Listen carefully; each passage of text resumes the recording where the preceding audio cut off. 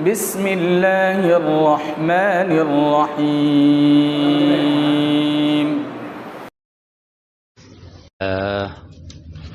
الحمد لله نحمده ونستعينه ونستغفره ونؤمن به ونتوكل عليه ونعوذ بالله من شرور أنفسنا ومن سيئات أعمالنا من يهده الله فلا مضل له ومن يضلله فلا هادي له ونشهد أن لا إله إلا الله وحده لا شريك له ونشهد أن سيدنا ومولانا محمدا عبده ورسوله أرسله بالحق بشيرا ونذيرا وداعيا إلى الله بإذنه وسراجا منيرا وصلى الله تعالى على خير خلقه سيدنا محمد وآله وسلم تسليما كثيرا كثيرا أما بعد أعوذ بالله من الشيطان الرجيم بسم الله الرحمن الرحيم الحمد لله الذي خلق السماوات والأرض وجعل الظلمات والنور ثم الذين كفروا بربهم يعدلون هو الذي خلقكم من طين ثم قضى أجلا وأجل مسمى عنده ثم أنتم تمترون وهو الله في السماوات وفي الأرض يعلم سركم وجهركم ويعلم ما تكسبون وما تأتيهم من آية من آيات ربهم إلا كانوا عنها معرضين فقد كذبوا بالحق لما جاءهم فسوف يأتيهم أنباء ما كانوا به يستهزئون ألم يروا كم أهلكنا من قبلهم من قرن مكناهم في الأرض ما لم نمكن لكم وأرسلنا السماء عليهم مدرارا وجعلنا الأنهار تجري من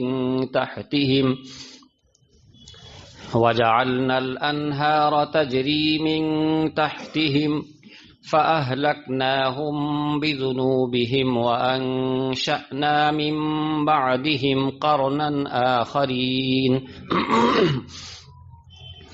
ولو نزلنا عليك كتابا في قرطاس فلمسوه بأيديهم لقال الذين كفروا إن هذا إلا سحر مبين وقالوا لولا أنزل عليه ملك ولو أنزلنا ملكا لقضي الأمر ثم لا ينظرون ولو جعلناه ملكا لجعلناه رجلا وللبسنا عليهم ما يلبسون ولقد استهزئ برسل من قبلك فحاق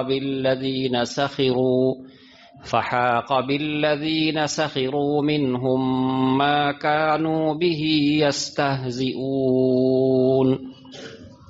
صدق الله العظيم. محترم بزرگ اور دوستو، یہ سورہ انعام کی ابتدائی آیات ہیں. اس کا پہلا رکوع جس کی تلاوت کی گئی 10 آیات تک، تو انشاءاللہ ان 10 آیات تک مختصر گفتگو آپ کے سامنے آئے گی. اس کے شروع کی 3 آیتیں اس سے پہلے کی ہفتے میں آپ کے سامنے آ چکی ہے اور اس کے فضائل اور اس کے مضامین بھی آپ کے سامنے آ چکے ہیں۔ ان 3 آیات کے بعد سے چوتھی آیت سے یہ 10ویں آیت تک اس بات کو پھر سے تازہ کر لیجئے کہ یہ پوری کی پوری سورہ مکہ مکرمہ میں ایک رات میں ایک ساتھ نازل ہوئی۔ اس وقت ہر طرف کفار کا دورہ تھا، ان کا غلبہ تھا، رسول اکرم صلی اللہ علیہ وسلم ان پر محنت کر رہے تھے، کوششیں کر رہے تھے، انہیں سمجھا رہے تھے، لیکن ان کے دل و دماغ میں پہلے سے جو باتیں پیوست تھیں، جو کچھ ان کا مزاج بنا ہوا تھا کہ معبود ایک نہیں ہے بلکہ معبود تو بہت ہیں۔ میں نے بتایا تھا آپ کو کہ ان لوگوں کو تو ہر پہاڑ کے پتھر میں معبود نظر آتا تھا، معبود انگنت انہوں نے بنا رکھا تھا۔ تو جہاں یہ مزاج ہو کہ سورج میں بھی معبود نظر آئے، چاند میں بھی نظر آئے، سمندر میں بھی نظر آئے اور پہاڑوں کے ہر پتھر میں نظر آئے، جہاں اتنے زیادہ معبود ہوں وہاں ایک شخص آ کر کے انکار کرے اور کہے کہ کوئی معبود نہیں ہے، نہ زمین میں، نہ آسمان میں، نہ چاند میں، سورج میں، بلکہ صرف ایک معبود برحق ہے جو اللہ کی ذات وحدہ لا شریک لہ ہے۔ یہ ان کے دل میں یہ بات، ان کے دماغ میں یہ بات گھستی ہی نہیں تھی اور وہ اسے قبول کرنے کے لیے کسی حال میں تیار نہیں تھے، ہمیشہ انکار انکار انکار۔ تو یہ پوری سورہ اپنے پورے جلال کے ساتھ، جاہ و جلال کے ساتھ، شان و شوکت کے ساتھ، بہت زیادہ فرشتوں کے درمیان یہ سورہ کا نزول ہوا اور اتنی بڑی سورہ پورے ایک ساتھ نازل ہوئی جس میں مکہ کے لوگوں کو جھنجھوڑا گیا ہے کہ تمہیں اب بھی سمجھ نہیں آ رہی ہے، تم اتنی ساری چیزوں کو معبود بنا کر رکھے ہو، اتنی نشانیاں تمہارے سامنے آ رہی ہیں، ان نشانیوں کو دیکھنے کے بعد بھی تمہاری سمجھ میں نہیں آ رہا، جھنجھوڑا جا رہا۔ اور مکہ کے لوگ زیادہ تر پڑھے لکھے لوگ نہیں تھے، تعلیم و تعلم کا رواج نہیں تھا اور بہت سی کتابوں کا بھی زمانہ نہیں تھا کہ بہت ساری کتابیں کہیں ہوں پڑھ لیا کریں، ایسا نہیں تھا۔ اس لیے اللہ تعالیٰ نے ان کو عبرت حاصل کرنے کا جو انداز اور جو طریقہ بتایا ہے وہ بھی اس زمانے کے حساب سے، ان لوگوں کے مزاج کے حساب سے بہت ہی زیادہ عبرت حاصل کرنے والی چیز ہے۔ تو 3 آیات کے بعد جو 3 آیات گزشتہ ہفتہ میں ہو چکی، چوتھی آیت میں اللہ سبحانہ و تعالیٰ فرما رہے ان کے بارے میں وَمَا تَأْتِيهِم مِّنْ آيَةٍ مِّنْ آيَاتِ رَبِّهِمْ إِلَّا كَانُوا عَنْهَا مُعْرِضِينَ۔ ان کا مزاج یہ ہو گیا ہے کہ کوئی بھی آیت ان کے پاس آتی ہے، آیت سے مراد قرآن کریم کی آیات، یہ بھی آپ لے سکتے ہیں، اور آیت سے مراد قرآن کریم کے علاوہ اور بھی نشانیاں جو اللہ تعالیٰ کی طرف سے نازل ہوتی رہتی ہیں، مثلا چاند کا 2 ٹکڑے ہو جانا، یہ تو چھوٹی موٹی نشانی نہیں تھی، یہ تو بہت بڑی نشانی تھی۔ رسول اکرم صلی اللہ علیہ وسلم کا تشریف لانا اور وہ لوگ اپنی آنکھوں سے آپ کو دیکھ رہے ہیں کہ یہ ہمارے ہی درمیان پیدا ہوئے، ہمارے ہی درمیان پلے اور بڑھے، اور کسی کے سامنے یہ علم حاصل کرنے کے لیے نہیں بیٹھے، نہ انہوں نے شعر و شاعری سے تعلق رکھا، نہ کتابوں کو پڑھا، کچھ نہیں، ہمارے سامنے ان کی زندگی ہے اور اسی سامنے ہی میں یہ پلے بڑھے اور 40 برس ان کی عمر ہو گئی۔ اب اس کے بعد وہ اچانک کہہ رہے ہیں کہ میں رسول ہوں، اللہ کا بھیجا ہوا ہوں، اور ان کی زبان سے ایسی باتیں نکل رہی ہیں، ایسی باتیں نکل رہی ہیں کہ عرب کے عقلاء بلکہ پوری دنیا کے عقلاء وہ ایسی باتوں کے لانے سے عاجز ہیں۔ حکمت اور سمجھ کی باتیں، دانش مندی کی باتیں ان کی زبان سے نکل رہی ہیں، دریا اور سمندر کی طرح بہہ رہی ہیں، تو ایسے اچانک ایک شخص کی زبان سے اتنی ساری باتیں کیسے نکل سکتی ہیں؟ یقینی طور پر ہے کہ وہ رسول ہے، تو رسول ہونے کی نشانیاں ان کے پاس موجود ہیں۔ اتنی بڑی بڑی نشانیوں کو دیکھ کر خود رسول اکرم صلی اللہ علیہ وسلم کی ذات والا صفات کو دیکھ کر کے ان کو مان لینا چاہیے تھا، لیکن آپ کی ذات بھی معجزہ ہے، اور آپ کی زبان سے جو کلام قرآن کریم جو نکل رہا ہے یہ بھی معجزہ ہے، تو نہ قرآن کریم کے معجزہ ہونے کو دیکھ کر وہ ایمان لانے کے لیے تیار ہو رہے ہیں، نہ رسول اکرم صلی اللہ علیہ وسلم کی ذات کو دیکھ کر کے ایمان لانے کے لیے تیار ہو رہے ہیں۔ تو جتنی نشانیاں ان کے سامنے آ رہی ہیں قرآن کریم کی آیات کی شکل میں، یا رسول اکرم صلی اللہ علیہ وسلم کی ذات کی شکل میں، یا اور دوسری بہت ساری نشانیاں جو ہیں، ان سب کو دیکھ کر کے بھی وہ ایمان لانے کے لیے تیار نہیں ہے۔ اس کو اللہ تعالیٰ اس میں فرما رہے ہیں وَمَا تَأْتِيهِم مِّنْ آیَةٍ مِّنْ آیَاتِ رَبِّهِمْ، اور ان کے پاس ان کے رب کی آیات میں سے کوئی بھی نشانی آتی ہے، چھوٹی بڑی جتنی بھی نشانی آتی ہے، ہر نشانی کے بارے میں یہی ہے کہ اس سے اعراض کر لیتے ہیں، سر پھیر لیتے ہیں اور اس کو ماننے کے لیے تیار نہیں ہوتے۔ یہ ان کا حال بیان کیا اللہ تعالیٰ نے کہ یہ ان کا حال ہے۔ وَمَا تَأْتِيهِم مِّنْ آیَةٍ مِّنْ آیَاتِ رَبِّهِمْ إِلَّا كَانُوا عَنْهَا، جتنی بھی نشانیاں ان کے رب کی طرف سے آ رہی ہیں ہر ایک سے وہ اعراض کر لے رہے ہیں، ہر ایک کا انکار کر دے رہے ہیں، ہر ایک کو نہ ماننے کے لیے تیار ہے، کسی کو بھی ماننے کے لیے تیار نہیں، ہر ایک کا انکار کر دے رہے ہیں۔ مسلسل انکار پر انکار، انکار پر انکار، چھوٹی نشانی، بڑی نشانی، کھلی نشانی، ہر طرح کی نشانی سامنے آ رہی، اس کے بعد بھی انکار پر انکار کر رہے ہیں۔ اللہ تعالیٰ آگے فرماتے ہیں فَقَدْ كَذَّبُوا بِالْحَقِّ لَمَّا جَاءَهُمْ، ان کا مزاج ہی بن گیا ہے انکار۔ جب انسان اپنا مزاج ہی بنا لیتا ہے انکار، طے کر لیتا ہے کہ یہ جو کچھ کہیں گے ہمیں نہیں ماننا ہے، یہی بات دوسرا کہے تو مان لیں گے، یہی بات یہ کہیں تو نہیں مانیں گے، تو ان کی طرف سے جتنی باتیں آ رہی ہیں نشانی کے طور پر ہمیں نہیں ماننا ہے، تو اللہ تعالیٰ ان کا حال بیان کر رہے ہیں کہ انہوں نے طے کر رکھا ہے کہ کوئی بھی آیت نشانی آئے ہم اس کا انکار کریں گے۔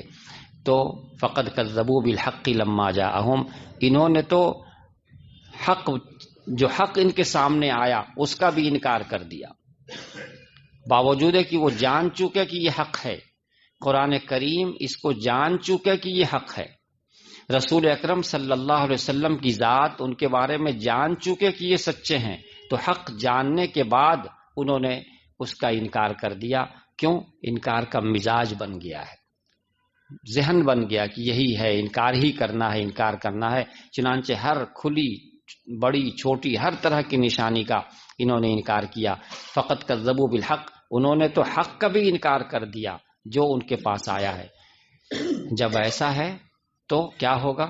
فسوف یأتیہم انباء ما کانوا بہ یستہزئون، ان قریب ان کے پاس ان لوگوں کی خبریں آ جائیں گی، ان چیزوں کی حقیقت آ جائے گی جن کا یہ مذاق اڑاتے ہیں۔ صرف انکار ہی نہیں کرتے تھے، انکار کرنے کے ساتھ ساتھ استہزاء، مذاق اڑانا، تمسخر، ہنسنا، کسی چیز کی بات کوئی نشانی آتی تو اس کا صرف ایک تو ہے صرف انکار کر دینا، اور ایک ہے انکار کرنے کے ساتھ ساتھ اس کا مذاق بھی اڑانا، استہزاء اس کو کہا جاتا ہے۔ تو استہزاء یہ تو اور بڑا جرم ہے، انکار تو جرم ہے ہی، انکار کے بعد اس کا مذاق اڑانا اور اس کا تمسخر کرنا یہ اس سے بڑا جرم ہے، تو یہ بہت بڑے مجرم ہے۔ جب یہ مجرم ہے تو عن قریب ان کے سامنے سب خبر آ جائے گی، ساری حقیقت آ جائے گی۔ حقیقت کیسے آئے گی؟ آگے اس کو بتا رہے ہیں کہ تم کو بار بار دعوت دی جا رہی ہے، پھر سے دعوت دی جا رہی ہے، پھر سے سنبھلنے کی دعوت دی جا رہی ہے کہ تم انکار کر رہے ہو، استہزاء کر رہے ہو، مذاق اڑا رہے ہو، تو حقیقت تمہارے سامنے آ جائے گی۔ اللہ تعالیٰ ان کو دعوت کس طرح دے رہے ہیں؟ فرماتے ہیں آگے کی آیت میں الم یروا کم اہلکنا من قبلہم من قرن مکناہم فی الارض، یہ لوگ سفر کرتے ہیں مکہ مکرمہ سے مدینہ، مکہ مکرمہ سے ملک شام، تو جب یہ ملک شام کا سفر کرتے ہیں تو اس سفر کے دوران انہیں بہت کچھ نظر آتا ہے۔ کچھ تو یہود کے علماء سے ملاقات ہوتی ہے، ان علماء سے ملاقات ہونے کے نتیجے میں پچھلے لوگوں کے واقعات ان کو سننے کو ملتے ہیں، ان کی کتابوں کے ذریعے سے کہ پچھلے لوگوں کے ساتھ کیا کیا معاملہ پیش آیا، وہ واقعات سناتے ہیں۔ اور سفر کے دوران ان بستیوں سے گزرتے ہیں جن بستیوں پہ اللہ کا عذاب اترا تھا، اور اس عذاب کے نشانات ان بستیوں میں موجود ہیں، وہ ان کو نظر آتے ہیں۔ وہ بڑے بڑے پہاڑ، جن پہاڑوں میں وہ بہت ہی بڑا بڑا گھر بنا کر رہتے تھے، وہ گھروں کا گرا ہوا رہنا اس کی ظاہری حالت بتاتی ہے کہ وہ کتنے طاقتور لوگ تھے، کتنے بڑے لوگ تھے، لیکن آج ان کا کوئی نشان موجود نہیں ہے۔ ایک رہنے والا، ایک آدمی نہیں ہے رہنے والا، ایک گھر ایسا نہیں ہے جو رہنے کے قابل ہو۔ یہ سفر میں ان کو نظر آتا ہے، اس سے ان کو عبرت حاصل کرنا چاہیے۔ اللہ تعالیٰ اس میں فرما رہے الم یروا کم اہلکنا من قبلہم من قرن مکناہم، کیا وہ نہیں دیکھتے کہ ہم نے ان سے پہلے کتنے لوگوں کو ہلاک کر دیا؟ کم اہلکنا من قبلہم من قرن، اس سے پہلے کتنے لوگوں کو، کتنی امتوں کو، کتنی جماعتوں کو، کتنے لوگوں کو ہم نے ہلاک کر دیا۔ اور جن لوگوں کو ہلاک کیا وہ کوئی کمزور قسم کے لوگ نہیں تھے۔ ایسا نہیں تھا کہ ان کے پاس کچھ مال نہیں تھا، ان کے پاس دولت نہیں تھی، ان کے پاس طاقت نہیں تھی، حکومت نہیں تھی، ایسا نہیں ہے۔ اللہ تعالیٰ اس کو ظاہر فرما رہے ہیں مکناہم فی الارض ما لم نمکن لکم، سنو ہم نے ان کو وہ طاقت دے رکھی تھی کہ تمہارے پاس اس کا 10واں حصہ بھی نہیں ہے۔ تم آج جس پہ اترا رہے ہو اور انکار پر انکار کیے جا رہے ہو، مذاق پہ مذاق اڑائے جا رہے ہو، تو تم کو معلوم ہونا چاہیے کہ وہ اپنے جسم کے اعتبار سے تم سے بہت بڑے تھے، اپنی طاقت کے اعتبار سے تم سے بہت بڑے تھے، اپنی مال و دولت کے اعتبار سے تم سے بہت بڑے تھے۔ قرآن میں دوسری جگہ فرمایا ہے اللہ تعالیٰ نے کہ ہم نے ان کو ہلاک کر دیا اور تم تو ان کے 10ویں حصے کو بھی نہیں پہنچے۔ وما بلغوا معشار ما آتیناہم، ہم نے ان کو جو کچھ دے رکھا تھا تم اس کے 10ویں حصے کو بھی نہیں پہنچتے ہو۔ آدھا اور تہائی تو بہت دور کی بات ہے، تو تمہارے پاس تو ان کے سامنے کچھ بھی نہیں ہے۔ ہم نے ان کو کیا کیا دے رکھا تھا؟ فرماتے ہیں اللہ تعالیٰ کہ ارسلنا السماء علیہم مدرارا، ہم نے ان پر جب جب بارش کی ضرورت ہوتی تھی وقت پر ہم بارش برسا دیتے تھے، اور موسلادھار بارش برساتے تھے۔ موسلادھار بارش برسانے کے نتیجے میں جگہ جگہ نہریں بہتی رہتی تھی، اور جہاں ان کی رہائش تھی وہاں وہ درخت کے پھلوں کے بیچ میں رہتے تھے۔ ایسے گھر ان کو ہم نے دیے تھے جن کے نیچے نہریں بہتی تھی، اور ایک بہترین سا سما ہوتا تھا، پھل لگے ہوئے ہیں، درخت لگے ہوئے ہیں، کھیتیاں لگی ہوئی ہیں، ادھر پھل پکا ہوا ہے اور ادھر سامنے یہ خاص منظر ہوتا تھا۔ خوش عیشی کی زندگی گزارتے تھے، اور طاقت اتنی تھی کہ پہاڑوں کو کاٹ کاٹ کر گھر بناتے تھے۔ کوئی مشین نہیں تھی کہ مشین کے ذریعے سے پہاڑ کاٹ دیا گیا جیسا کہ آج کل ہو رہا، کوئی مشین نہیں، اپنے جسم کی طاقت سے پہاڑوں کو کاٹتے تھے اور اس میں گھر بناتے تھے۔ تو جسم کے اعتبار سے اتنی طاقت تھی، مال و دولت کے اعتبار سے یہ حال تھا، ہم نے ایسی خوشحالی دے رکھی تھی کہ مال کی ریل پیل تھی۔ مگر جب انہوں نے گناہ کرنا شروع کیا اور سمجھانے پر بھی باز نہیں آئے، ان کے زمانے میں بھی نبی آتے رہے، ان نبیوں کی باتوں کا وہ انکار کرتے رہے اور ان کا مذاق اڑاتے رہے، تو ہم نے کیا کیا؟ ان کو پکڑ لیا، اچانک ان کو پکڑ لیا۔ تو وہ تم سے زیادہ طاقتور ہونے کے باوجود ان کی خوشحالی ان کو نہیں بچا سکی، ان کا مال و دولت ان کو نہیں بچا سکا، ان کا کچھ بھی ان کو نہیں بچا سکا، سب کچھ دھرا رہ گیا، اور ایسے ہو گئے، بھوسا کی طرح ہو گئے، بھوسا کی طرح ایسے ختم ہوئے کہ جیسے کسی جانور نے کسی چیز کو چبا کر کے اگل دیا ہو، ایسے ہو گئے۔ تو اتنی طاقت کے بعد تو ان کا یہ حال ہو گیا تھا، تو تم ان کے سامنے کیا ہو؟ تمہاری سمجھ میں اگر اب بھی نہیں آ رہا ہے تو ہوش کے ناخن لو، اور اللہ تعالیٰ نے جس طرح ان کو پکڑ لیا ان کے گناہوں کی وجہ سے، تو تمہیں بھی پکڑ لے گا اور تم بھی کچھ نہیں کر سکو گے۔ اس لیے اپنی طاقت پہ نہ اتراؤ، جو بھی طاقت ہے ان کی جیسی نہیں ہے، اس پہ نہ اتراؤ۔ یہ نہ سوچو کہ یہ رسول یا جو لوگ ایمان لائے ہوئے ہیں بہت ہی غریب ہیں، بہت ہی کمزور ہیں، یہ کچھ نہیں کر سکیں گے، ان کا جتنا چاہو مذاق اڑا لو، جیسے چاہو ان کے ساتھ سلوک کرو۔ ایسا مت سوچو، تم نشانیوں کو دیکھو، سفر کرتے ہو، سفر میں دیکھو، تم کو نظر آئے گا۔ یہ اس طرح کی دعوت دی جا رہی ہے۔ ہمارے اس زمانے میں ہم لوگوں کو بھی اسی انداز پہ غور کرنا چاہیے کہ ہم کو جس طرح اللہ تعالیٰ نے پچھلے لوگوں کے واقعات کو سنا کر کے دعوت دی ہے، اسی طرح ہمیں بھی پچھلے لوگوں کو دیکھنا چاہیے۔ ان لوگوں کے سامنے جتنی تاریخ تھی ہمارے سامنے آج اس سے بھی زیادہ ہے۔ اس سے بھی زیادہ ہے. جس وقت قرآن کریم نازل ہو رہا ہے اس وقت سے لے کے اب تک جو 1450 برس گزر گئے، اس دوران بھی بہت سے واقعات دنیا میں پیش آئے ہیں جو عبرت کی جگہ ہیں. واقعات پہ واقعات ہیں، اور پہلے کے واقعات تو قرآن خود بیان کر رہا ہے. تو ان واقعات کو دیکھ کر کے عبرت حاصل کرنا چاہیے، اور انکار پہ بالکل نہیں رہنا چاہیے، بلکہ فرما برداری میں اپنے آپ کو لگائے رکھنا چاہیے. مان کر زندگی گزارنا چاہیے. جس قدر مان کر زندگی گزاریں گے اسی قدر آخرت والی زندگی ہمیں کامیاب زندگی ملے گی. اور اگر ہم نے جو ذرا سی طاقت ملی ہوئی ہے، ذرا سی طاقت، آج کل تو لوگوں کو ذرا سی طاقت ملتی ہے تو بہت بڑا بن جاتے ہیں. حالانکہ کچھ لوگ بتاتے ہیں کہ ان کی طاقت کے یہ حال ہوتا ہے کہ ایک مخصوص دائرے میں ان کی طاقت ہوتی ہے، اس دائرے سے باہر نکلنے کی طاقت ہی نہیں رہتی، ہمت ہی نہیں ہوتی کہ اس سے باہر بھی ہم جائیں. اسی دائرے میں ساری طاقت ہوتی ہے، ان کی گھومتی رہتی ہے. اس سے پہلے تو اس کے باہر اکیلے جانے کی بھی ہمت نہیں ہوتی. اتنی سی طاقت پہ اتنا اتراتے ہیں کہ یہ کر دیں گے اور وہ کر دیں گے اور وہ کر دیں گے، اتنا اتراتے رہتے ہیں. جب اللہ تعالیٰ کی پکڑ آتی ہے تو پھر ایسی آتی ہے کہ ہوش نہیں رہتا. اور اللہ تعالیٰ کی پکڑ کس کس شکل میں آتی ہے، کس کس طرح آتی ہے، اس کو دیکھنے والے تو دیکھتے ہیں، عبرت حاصل کرنے والے عبرت حاصل کرتے ہیں کہ کس نے کیا کیا تھا تو کیا دیکھ لیا گیا. دنیا میں بھی بہت کچھ اللہ تعالیٰ دکھا دیتے ہیں عبرت حاصل کرنے کے لیے. اس لیے میرے بزرگوں اور دوستوں، عبرت حاصل کرنے کی جا ہے، یہ تماشا گاہ نہیں ہے. عبرت حاصل کرنے کی چیز ہے، غور کرنا چاہیے ایک ایک چیز پہ. کل ایک شخص کیا تھا، آج کیا ہو گیا.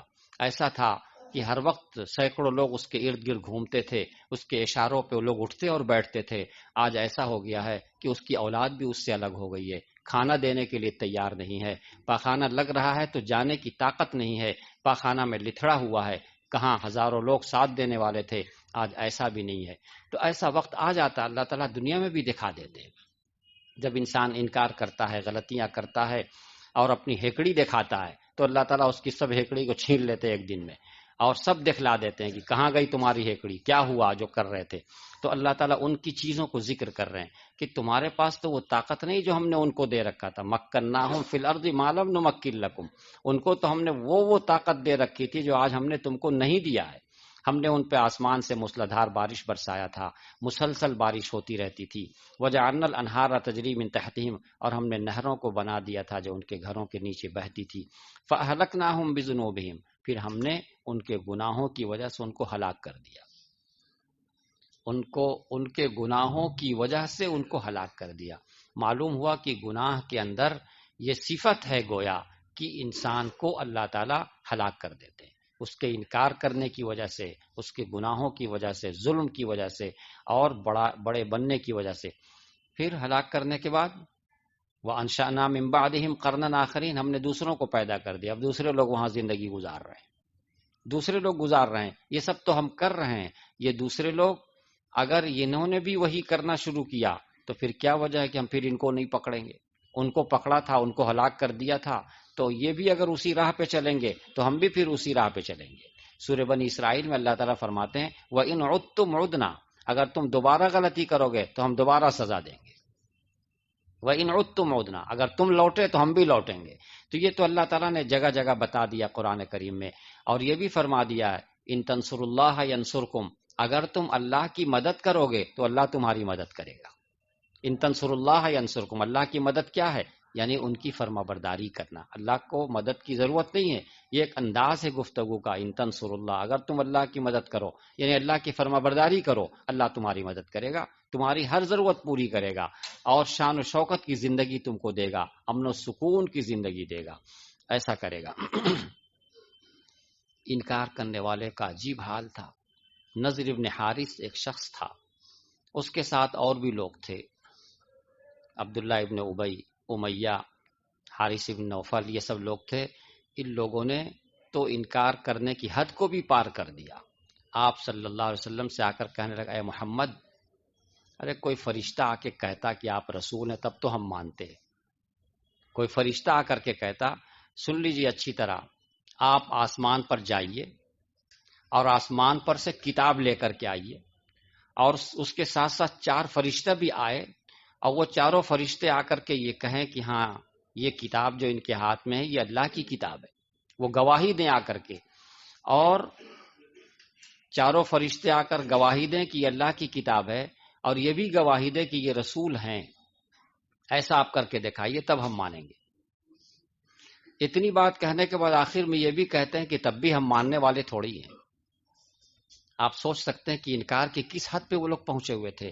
آپ صلی اللہ علیہ وسلم کے دل کو کتنی تکلیف پہنچ رہی ہوگی اور کیا گزر رہی ہوگی آپ کے اوپر جب اس طرح کی بات لوگ کہتے کہ آپ آسمان پر جائیے، کتاب لے کر کے آئیے، اور چار فرشتے بھی آئیں اور وہ چاروں آ کر کے گواہی دیں کہ ان کے ہاتھ پہ جو کتاب ہے یہ اللہ کی کتاب ہے، اور یہ خود اللہ نے ان کو رسول بنا کر کے بھیجا ہے۔ ایسی بات کہیں تب جا کے ہم مانیں گے۔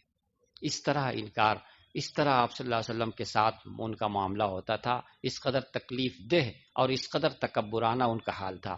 اللہ تعالیٰ نے اس کو بھی بیان کیا ہے اور اس کا بھی ذکر کیا ہے۔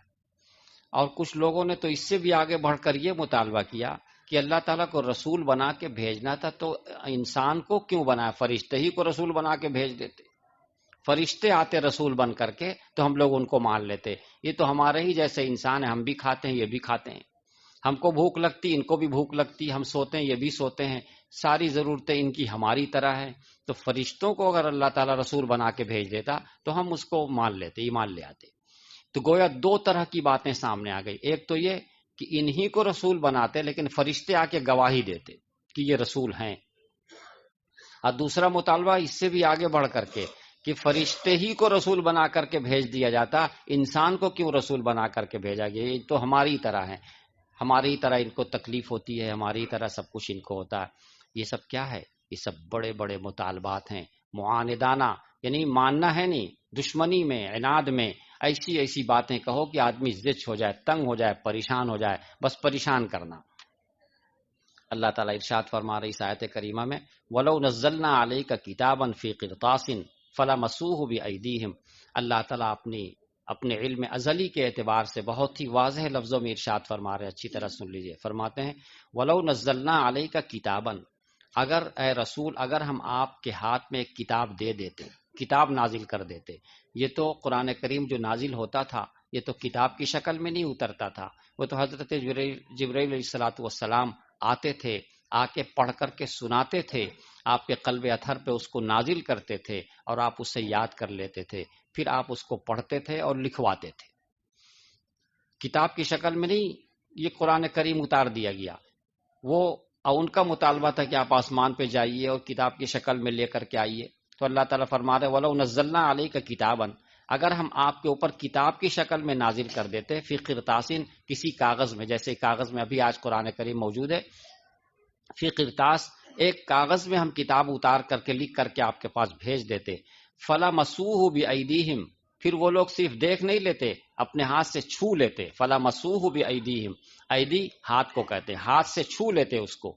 اس کے بعد لقال الذین کفروا، اللہ تعالیٰ فرماتے اس کے باوجود بھی یہ کافر یہی کہتے ان ھذا الا سحر مبین، یہ تو کھلا ہوا جادو ہے، یہ گئے آسمان سے لے کر کے چلے آئے، یہ کھلا ہوا جادو ہے، یعنی اپنے ہاتھ سے چھونے کے بعد بھی ایمان نہیں لاتے۔ یہ اللہ تعالیٰ اپنے علم ازلی کی وجہ سے ارشاد فرما رہے ہیں، یعنی اللہ تعالیٰ کے علم میں ہے کہ ان کا حال یہ ہے کہ یہ جو کچھ کہہ رہے ہیں ماننے کے لیے نہیں کہہ رہے ہیں، تنگ کرنے کے لیے کہہ رہے ہیں، انکار کرنے کے لیے کہہ رہے ہیں۔ اگر اللہ تعالیٰ کتاب نازل فرما دیتے اور صرف یا اپنی آنکھوں سے دیکھ لیتے نہیں، فَلَمَسُوهُ بِأَيْدِيهِمْ، اپنے ہاتھوں سے چھو لیتے۔ جادو کی چیز کو ہاتھ سے چھوا نہیں جاتا، صرف دیکھا جاتا، لیکن یہ اللہ تعالیٰ فرما رہے ہیں فَلَمَسُوهُ بِأَيْدِيهِمْ، اپنے ہاتھوں سے چھو لیتے، تو چھو لینے کے بعد تو اس کا شبہ ختم ہو جاتا کہ یہ جادو ہے یا نظر بندی ہے یا کچھ ہے، لیکن اس کے باوجود بھی لقال الذین کفروا، وہ کافر یہی کہتے ان ھذا الا سحر مبین، تو کھلا ہوا جادو ہے، کھلا ہوا جادو ہے۔ اور اس سے پہلے کی تاریخ میں یہ سب چیزیں آ چکی ہیں کہ جو چیز کا مطالبہ کیا لوگوں نے، اللہ تعالیٰ نے اسے پورا کیا، اس کے بعد بھی نہ ماننے والوں نے نہیں مانے، انکار کر دیا۔ تو اگر ہم کتاب کی شکل میں اس کو اتارتے لکھا ہوا تو بھی یہ نہ مانتے، اور ان کا ایک مطالبہ یہ تھا کہ ہر کچھ دن پہ معلوم ہو رہا کہ فرشتے حضرت جبرائیل علیہ السلام اتر رہے ہیں، وہی لے کر کے اتر رہے ہیں، یہ تھوڑا تھوڑا کچھ دن پہ کچھ کا اترنا، یہ کیا پوری ایک کتاب کیوں نہیں اتار دی گئی؟ تو اس کے بارے میں اللہ تعالیٰ نے ارشاد فرمایا کہ اگر ہم کتاب اتار دیتے تو نہ ماننے والے اس پہ بھی یہی کہتے کہ یہ تو جادو ہے، ایک سوال ان کا یہ تھا کتاب کی شکل میں کیوں نہیں آیا. دوسری بات وہ تھی وقالوا لولا انزل علیہ ملک، وہ کہتے ہیں کہ کوئی فرشتہ کیوں نہیں اتار دیا گیا. ان کے سامنے کوئی 4 فرشتے آتے یا اور چند فرشتے آتے، آ کر کے گواہی دیتے کہ یہ رسول ہیں. اللہ تعالیٰ اس کا جواب ارشاد فرما رہے ہیں، اور بہت ہی توجہ سے سننے کی بات ہے. یہ آیت نمبر 8 ہے جس میں اللہ تعالیٰ فرما رہے ہیں کہ ان کا مطالبہ ہے کہ فرشتہ کیوں نہیں اتار دیا گیا، فرشتہ کیوں نہیں اتار دیا گیا. تو سنو، لو انزلنا ملکن، اگر ہم فرشتہ اتار دیتے، لقضی الامر، تو فیصلہ ہی ہو جاتا، فیصلہ ہی ہو جاتا. اس لیے کہ اللہ تعالیٰ کی عادت یہی ہے کہ اگر کوئی معجزہ کسی نے طلب کیا، مطالبہ کیا، اور اللہ تعالیٰ نے وہ مطالبہ پورا کر دیا، اب پورا کرنے کے بعد اگر لوگوں نے نہیں مانا فوراً عذاب آ جاتا. تو اگر ہم فرشتے اتار دیتے تو یہ تو مانتے نہیں، انکار کرتے، بس عذاب اتر جاتا، معاملہ ہی ختم ہو جاتا. یہ تو ہماری طرف سے گویا مہلت دی جا رہی ہے. وَلَوْ أَنزَلْنَا مَلَكًا، اگر ہم فرشتہ اتار دیتے، لَقُضِيَ الْأَمْرُ، تو قصہ ہی تمام ہو جاتا. قصہ کیسے تمام ہو جاتا؟ یا تو فرشتہ اپنی جو اس کی اصلی شکل و صورت ہے، نورانی شکل و صورت ہے، فرشتہ تو ایک نورانی مخلوق ہے، نورانی شکل و صورت کو دیکھنے کی صلاحیت ان آنکھوں میں ہے ہی نہیں ہے. اور اگر اللہ تعالیٰ ان آنکھوں میں یہ صلاحیت پیدا کر دیں، یہ دیکھ لے فرشتے کو اپنی اصلی حیت میں، تو اصلی حیت میں دیکھتے ہی ڈر کے مارے ان کی حالت خراب ختم ہو جائیں گے، قصہ ہی تمام ہو جائے گا. تو اگر فرشتے کو اپنی اصلی حیت میں دیکھ سکیں گے تو ختم، معاملہ پورا ہو گیا. اور اگر اللہ تعالیٰ نے فرشتے کو انسانوں کی شکل میں نازل کیا، انسانوں کی شکل میں وہ آئے اور آ کر کے باتیں بتائیں اور انہوں نے ماننے سے انکار کر دیا، تو پھر اس کے بعد عذاب اتر جائے گا، جیسا کہ اس سے پہلے قوم عاد، قوم سمود پہ عذاب اتر گیا. تو دونوں صورت اس میں شامل ہے، یا تو فرشتے کو اپنی اصلی شکل میں دیکھ کر ہی ہلاک ہو جائیں، یا یہ کہ اصلی شکل میں اگر نہیں انسانی شکل میں آیا اور آنے کے بعد انہوں نے انکار کر دیا تو انکار کرتے ہی فوراً اللہ تعالیٰ کا عذاب اتر جائے گا. تو اللہ تعالیٰ کا عذاب کا نہ اتارنا، یعنی فرشتوں کو نہ اتارنا، یہ مہلت دینا ہے. تو یہ مہلت دینا بھی ایک بڑی بات ہے. اگر مہلت نہ دی جاتی تو ختم ہو جاتے، ثم لا ينظرون، پھر ان کو کوئی مہلت نہیں دی جائے گی. ایک بات اور ارشاد فرما رہے ہیں جو ہمارے اس زمانے کے لوگوں کے حساب سے بھی ان کو سمجھنے کی ہے. وَلَوْ جَعَلْنَاهُ مَلَكًا، اگر ہم فرشتے ہی کو رسول بنا کے بھیجتے، کہ انسانوں کو نہیں، رسولوں کو، جو رسول اللہ تعالیٰ نے انسانوں کو بنا کے بھیجا ہے. اللہ تعالیٰ فرما رہے اگر ہم رسول فرشتوں کو بنا کر کے بھیجتے تو آپ بتائیں کہ اس کو کس شکل میں بھیجتے. اگر فرشتے کی اپنی شکل میں تو دیکھنے کی طاقت نہیں، اب انسانی شکل میں ان کو بھیجتے، اگر تو انسانی شکل میں اگر بھیجتے تو پھر وہی بات ہوتی، کہتے یہ پتہ نہیں انسان ہے کہ فرشتہ ہے کہ کون ہے، پھر تو وہی بات ہوتی، بات پھر وہیں پہنچ جاتی. اس لیے کہتے وَلَوْ جَعَلْنَاهُ مَلَكًا، اگر ہم اس کو رسول کو فرشتے کو رسول بنا کر بھیجتے تو لَجَعَلْنَاهُ رَجُلًا، اور اس کو بھی اب ایک انسانی شکل میں بھیجتے. نبیوں کے پاس فرشتے آتے تھے تو انسانی شکل میں آتے تھے. حضرت داؤد علیہ السلام کے پاس 2 آ گئے، اسی طریقے سے حضرت ابراہیم علیہ السلام کے پاس فرشتے آئے، انسانی شکل میں آئے.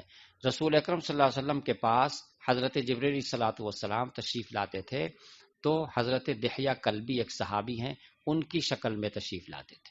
صحابی رسول حضرت دحیہ کلبی، یہ ان کے لیے بہت ہی بڑی فخر کی بات ہے کہ انہی کی شکل پر حضرت جبرائیل علیہ السلام حضرت دحیہ کلبی رضی اللہ عنہ کی شکل و صورت میں ہمیشہ تشریف لایا کرتے تھے. تو انسانی شکل میں فرشتے آیا کرتے ہیں اور رسول دیکھا کرتے ہیں، لیکن پھر بھی رسول میں تو اللہ تعالیٰ اتنی طاقت رکھتے ہیں کہ وہ فرشتوں کو کبھی کبھی ان کی اصلی شکل میں انہوں نے دیکھا ہے، لیکن عام انسانوں میں تو یہ طاقت نہیں ہے. تو اگر ہم اس کو بناتے بھی، فرشتے کو اگر رسول بھی بناتے تو اس کو بھی تو انسانی شکل میں اتارتے، پھر انسانی شکل میں کرتے تو وَلَا لَبَسْنَا عَلَيْهِمْ مَا يَلْبِسُونَ، پھر وہی التباس ان کو ہوتا. کہا جاتا یہ انسان نہیں فرشتے ہیں، کہتے پتہ نہیں انسان ہیں کہ فرشتے ہیں، کہہ رہے ہیں جیسے رسول جو کچھ کہہ رہے ہیں انکار کر رہے ہیں، فرشتہ بھی انسانی شکل میں آتا تو بھی وہی بات کہتے.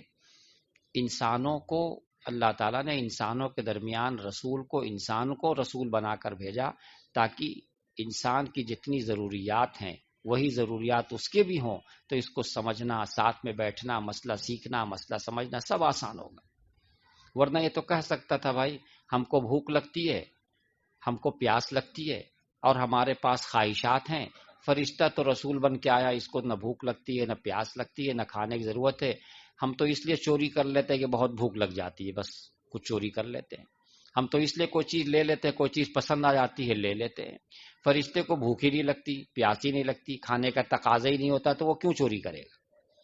تو فرشتے کو اگر بنا کے بھیجا جاتا تو فرشتے کے پاس وہ ضرورتیں نہیں ہیں جو انسانی ضرورتیں ہیں. تو انسان کو ہی اللہ تعالیٰ رسول بنا کر بھیجتے ہیں تاکہ ان کے ساتھ اٹھتا ہے، بیٹھتا ہے. وہ بھی اسی مزاج کا، یہ بھی اسی مزاج کا، وہ بھی ہم جنس، یہ بھی ہم جنس. تو اس سے سیکھنا، سکھانا، سمجھنا، سمجھانا ہر کچھ آسان ہوتا ہے. ہماری کیا ضرورت ہے؟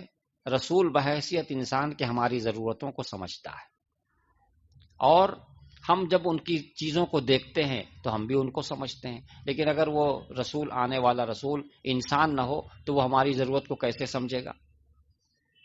انسان کی کتنی ضرورتیں ہیں، چھوٹی بڑی، کیسے کیسے حالات انسان پہ گزرتے ہیں. کوئی چڑھا دیتا ہے تو غم میں پڑ جاتا ہے، کوئی ایسی بات کہہ دیتا ہے تو انسان پریشان ہو جاتا ہے، کوئی خوشخبری کی بات کہہ دیتا ہے تو انسان خوش ہو جاتا ہے. انسان کے الگ الگ احوال ہیں، حالات ہیں. ان حالات سے خود نبی بھی گزرتا ہے کیونکہ وہ بھی انسان ہوتا ہے، اس لیے اس کو سمجھنا سمجھانا بہت آسان ہے. اللہ تعالیٰ آپ صلی اللہ علیہ وسلم کو اس آخری 10ویں آیت میں تسلی دے رہے ہیں کہ اے رسول، یہ لوگ آپ کے ساتھ بہت ہی سختی کا معاملہ کر رہے ہیں، انکار کر رہے ہیں، بلکہ مذاق اڑا رہے ہیں، تو آپ گھبرائیں نہیں. وَلَقَدِ اسْتُهْزِئَ بِرُسُلٍ مِّن قَبْلِكَ، اے رسول آپ سے پہلے جو رسول گزرے ہیں ان کے ساتھ بھی اسی طرح انہوں نے معاملہ کیا ہے. ان کا بھی ہمت شکن، ان کے ساتھ حوصلہ شکن کام کیا ہے، ان کا بھی بہت بہت مذاق اڑایا ہے. حضرت نوح علیہ الصلوۃ والسلام کے بارے میں تو قرآن میں بتایا باقاعدہ کہ جب وہ کشتی بنا رہے تھے تو دیکھنے والے آ کر کے مذاق اڑا رہے تھے کہ کشتی کا خشکی پہ چلائیے گا، یہ اور اس طرح کے جملے کستے تھے. اسی طرح اوروں کے ساتھ بھی، نبیوں کے ساتھ انہوں نے جملے کسے ہیں، خوب خوب مذاق اڑایا ہے. تو اللہ تعالیٰ رسول کو تسلی دے رہے ہیں، وَلَقَدِ اسْتُهْزِئَ بِرُسُلٍ مِّن قَبْلِكَ، اے رسول آپ سے پہلے جو رسول گزرے ہیں ان کے ساتھ بھی بہت سخت سخت معاملات ہوئے ہیں، خوب مذاق اڑایا گیا ہے. لیکن مذاق اڑانے کا نتیجہ بھی انہوں نے اپنی آنکھوں سے دیکھ لیا. فَحَاقَ بِالَّذِينَ سَخِرُوا، تو گھیر لیا ان لوگوں کو جنہوں نے ان کا مذاق اڑایا تھا. ہنسی کرنے والوں کو گھیر لیا اس چیز نے. کس چیز نے؟ جو ہنسی کیا کرتے تھے، یعنی اللہ کا عذاب. جو وہ مذاق اڑاتے تھے ان کا مذاق اڑانے ہی نے ان کو گھیر لیا، پھر وہ نہیں بچ پائے، اپنی طاقت، اپنی دولت اور اپنے حسن کے باوجود نہیں بچ پائے. تو اگر یہ لوگ آپ کا مذاق اڑاتے ہیں تو آپ بالکل بھی ملول نہ ہو، غمگین نہ ہو، اس لیے کہ اس سے پہلے ایسا ہو چکا ہے. انسان کی غم کی تسلی میں بہت آسانی ہو جاتی ہے اس وقت جب وہ یہ سمجھتا ہے کہ یہ معاملہ صرف میرے ساتھ نہیں ہے، بہتوں کے ساتھ ہے، بس اسے تسلی ہو جاتی ہے. ورنہ اکثر انسان اپنی پریشانی کے بارے میں سوچتا ہے کہ سب سے زیادہ پریشانی میرے اوپر ہے، سب سے بڑی مصیبت مجھ ہی پر ہے، ایسی مصیبت ہے کہ ایسی مصیبت کسی پہ نہیں ہے. لیکن اگر اسے سنا دیا جائے کہ یہ جو مصیبت آپ کے اوپر ہے اس سے بڑی مصیبت تو فلاں پہ آئی ہوئی تھی، اس کے ساتھ ایسا ہوا، اس کے ساتھ ایسا ہوا، جب سنتا ہے تو اسے تسلی ہوتی ہے، اچھا اس سے بڑی مصیبت اس پہ آ گئی تھی، اس سے بڑا غم اس پہ آ گیا تھا، وہ اس کو سہ لیا تو ہم بھی سہ لیں گے. تو اس طرح آسان ہو جاتا ہے. اللہ تعالیٰ آپ صلی اللہ علیہ وسلم کو تسلی دے رہے ہیں. اللہ تعالیٰ کو بہت محبت ہے سارے انسانوں سے، اور رسول اکرم صلی اللہ علیہ وسلم سے تو سب سے زیادہ ہے. لہذا آپ اسی محبت میں ان کو تسلی دے رہے ہیں کہ رسول بالکل آپ غمگین نہ ہوں، ملول نہ ہوں. آپ سے پہلے بھی رسولوں کے ساتھ ایسا ہوا ہے اور انہوں نے برداشت کیا ہے، صبر کیا ہے، ہمت نہیں ہارے ہیں. اس لیے آپ بھی برداشت کر لیں، ہمت نہ ہاریں، اور اللہ آپ کے ساتھ ہے، اللہ آپ کی مدد کرنے والا ہے. انہوں نے مذاق اڑایا تو ان کے مذاق اڑانے نے ان کو گھیر لیا، پکڑ لیا. یہ بھی اڑا رہے ہیں تو اللہ تعالیٰ ان کو بھی پکڑ لے گا، ان کو بھی پکڑ لے گا. اور اللہ تعالیٰ نے پکڑنے کی شکل بنا دی، یا تو کچھ لوگوں کو آپ کا غلام ہی بنا دیا، وہ ایمان لے آئے اور آپ کے غلام بن گئے، آپ کے فرما بردار بن گئے. یہ بھی تو ایک چیز ہے. سب کچھ ختم ہو گیا. حضرت عمر فاروق رضی اللہ تعالیٰ عنہ اور اس جیسے بہت سارے لوگ جو آپ کے مخالف تھے، دشمن تھے، جانی دشمن تھے، لیکن وہ پھر بعد میں ایمان لے آئے. پھر ایمان لے آنے کے بعد اپنی جان آپ پہ چھڑکنے لگے. اور جن کو ایمان نہیں لانا تھا اللہ تعالیٰ نے ان کو ہلاک کر دیا. غزوہ بدر میں کتنے لوگ ختم ہو گئے، بڑے بڑے رؤسا اور رؤسائے مکہ قریش مکہ اس میں ختم ہو گئے. تو دونوں صورتیں سامنے آ گئیں، یا تو وہ ہلاک کر دیے گئے یا پھر وہ آپ کے غلام بنا دیے گئے. ہر وقت آپ کی خدمت میں لگے ہوئے ہیں، آپ کی فرما برداری میں لگے ہوئے ہیں. یہ دونوں چیزیں ہیں. یہاں تک 10 آیتیں مکمل ہو گئی. آخر میں ہم بس یہ کہنا چاہتے ہیں کہ اس زمانے میں بھی کفار جو اپنی طاقت پر اترا رہے ہیں اور بہت کچھ کرنا چاہ رہے ہیں کہ یہ کر لیں گے اور وہ کر لیں گے، مسلمانوں کو مایوس نہیں ہونا چاہیے. یہ آیتیں تسلی دے رہی ہیں. جب اللہ تعالیٰ رسول اللہ صلی اللہ علیہ وسلم کو تسلی دے رہے ہیں تو اسی سے ہم کو بھی تسلی حاصل کرنا چاہیے اور اپنے آپ کو نیک کام میں لگائے رکھنا چاہیے. مایوسی کیا چیز ہے؟ مایوسی کیسی؟ اللہ جب ہے تو پھر مایوس کیسے؟ ایک واقعہ میں آتا ہے چڑیا کے بارے میں کہ ایک چڑیا دوسری چڑیا سے کہتی ہے کہ یہ انسان ہر وقت پریشان کیوں رہتا ہے، کیا بات ہے، کیوں پریشان رہتا؟ تو دوسرا پرندہ اس سے کہتا ہے کہ ایسا لگتا ہے کہ ان کا کوئی رب نہیں ہے، شاید اس لیے پریشان ہوتا ہے. چڑیا کہہ رہی کہ ایسا لگتا ہے کہ شاید ان کا کوئی رب نہیں، اس لیے پریشان ہوتا ہے. جب رب ہے تو پریشانی کیا بات ہے؟ جب اللہ ہے، ہم لوگ چونکہ اپنے رب کی بات مان نہیں پاتے ہیں اس لیے پریشان ہوتے ہیں. ورنہ ہمارا جب بڑا موجود ہے، ہم کو پیدا کرنے والا، ہماری ہر چیز کی دیکھ ریکھ کرنے والا موجود ہے، تو پھر پریشانی کیا؟ پریشانی صرف اس لیے ہے کہ ہم نے ان کی باتوں کو ماننا چھوڑ دیا ہے. اگر ہم بات آج سے یہ طے کر لیں کہ ہم بات مان کر زندگی گزاریں گے، پھر دیکھیے سب کچھ نظر آنے لگے گا، سب کچھ نظر آنے لگے گا. کل کے بارے میں جو کچھ اعلان ہوا ہمارے ملک میں، ہم اس سلسلے میں بہت ہی زیادہ کھل کر نہیں، لیکن اتنی بات ضرور کہیں گے کہ ہم لوگوں کو بہت ہی زیادہ اللہ کے سامنے کھڑا ہونا چاہیے، رونا چاہیے، گڑ گڑانا چاہیے اور اللہ کے سامنے اپنے گناہوں کا اعتراف کرنا چاہیے. یا اللہ، ہماری نااہلیوں کی وجہ سے، ہماری نافرمانیوں کی وجہ سے ایسا دن آیا.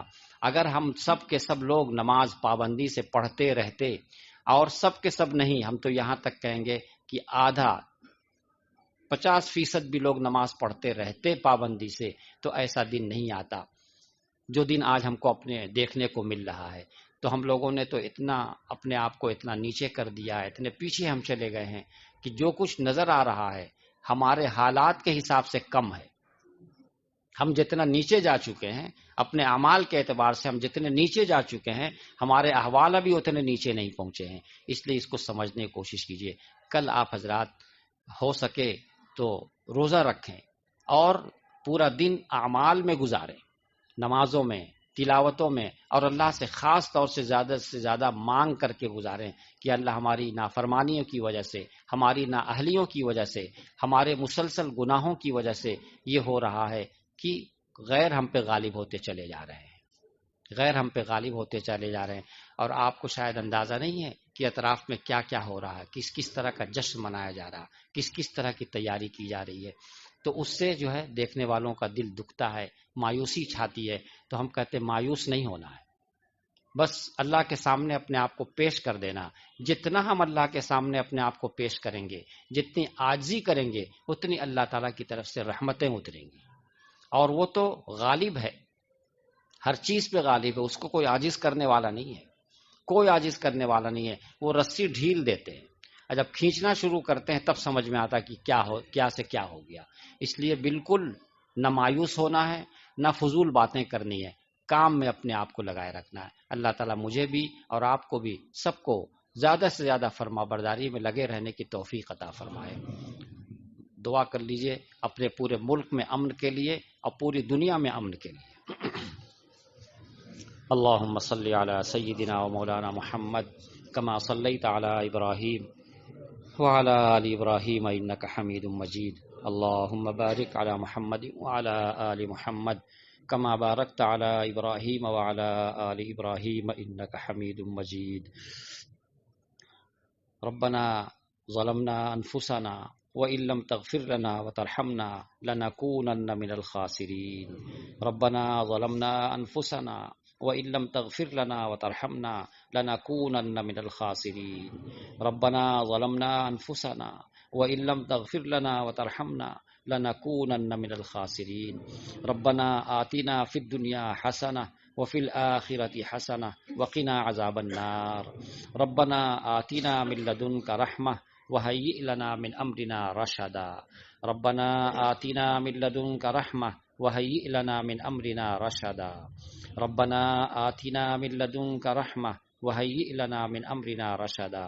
یا اللہ یا ارحم الراحمین، ہم سب گناہ گار ہیں، یا اللہ ہم سب سے ہر وقت نافرمانی ہوتی رہتی ہے، یا اللہ ہم اپنی نافرمانیوں کا اعتراف کر رہے ہیں، یا اللہ ہم اپنی غلطیوں کا اقرار کر رہے ہیں، یا اللہ ہم اقراری مجرم ہیں، یا اللہ ہم اقراری مجرم ہیں، یا اللہ ان سب گناہوں کے باوجود آپ کے بندے ہیں، یا اللہ آپ کے بندے ہیں، آپ کے رسول کی امت ہیں، آپ کے رسول کی امت ہیں، یا اللہ رحم فرما دیجئے، یا اللہ رحم فرما دیجئے، یا اللہ کرم فرما دیجئے، یا اللہ کرم فرما دیجئے، یا اللہ اپنی خصوصی رحمتوں میں ہم سب کو ڈھانپ لیجئے، یا اللہ رحمتوں کی بارش برسا دیجئے، یا اللہ رحمتوں کی بارش برسا دیجئے، یا اللہ ہمارا دل ٹوٹا ہوا ہے، ہمارا دل دکھا ہوا ہے، یا اللہ ہمارا دل ٹوٹا ہوا ہے، دل دکھا ہوا ہے۔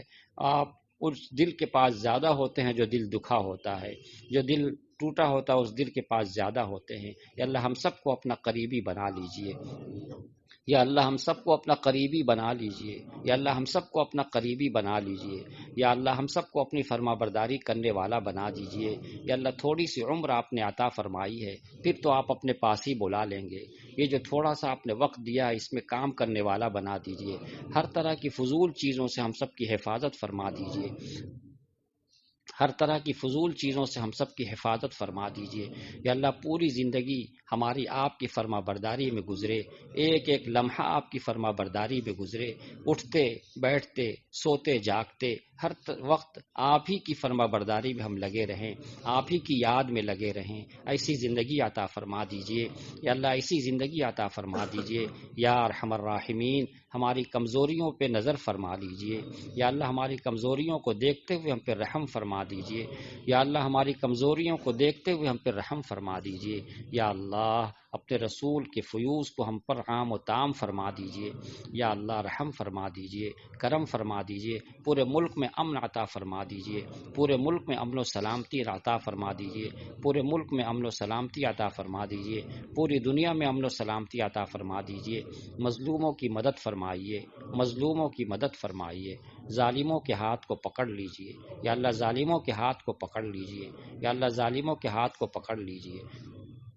ربنا تقبل منا انك انت السميع العليم وتب علينا انك انت التواب الرحيم وصلى الله تعالى على خير خلقه سيدنا محمد وآله وصحبه اجمعين برحمتك يا ارحم الراحمين۔